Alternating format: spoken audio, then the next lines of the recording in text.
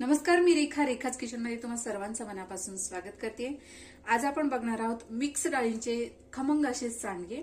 उन्हाळ्यामध्ये बऱ्याच वेळा भाज्यांचं प्रमाण कमी असतं, अशा वेळी आपण हे सांडगे जे आहेत ते भाजीसाठी वापरू शकतो। खायला खूप टेस्टी असे हे सांडगे, भाजी मस्त चमचमीत तयार होते। सो यासाठी आपल्याला साहित्य काय लागणार आहे, कशा पद्धतीने बनवायचे आहेत, चला तर मग बघून घेऊया।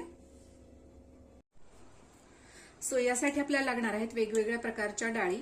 तर मी ते 5 प्रकारच्या डाळींचा वापर केलेला आहे। यामध्ये मसूर डाळ 1 वाटी, चणा डाळ 1 वाटी, तूर डाळ 1 वाटी, अर्धी वाटी मूग डाळ, अर्धी वाटी मटकी डाळ। तर इथे मी 1 वाटी जी मसूर डाळ घेतलेली आहे त्यातली अर्धी मी इथे भिजायला ठेवलेली आहे आणि अर्धी या सर्व डाळी ज्या मी मिक्स करून घेतलेल्या आहेत त्यामध्ये अर्धी वाटी इथे घेतलेली आहे। तर साधारण 4 तास मी या डाळी भिजवून घेतलेल्या आहेत। त्याचप्रमाणे कोथिंबीर, जिरे, ओवा, लसूण आणि कोथिंबीर याचं मी वाटण तयार करून घेतलेलं आहे। त्याचप्रमाणे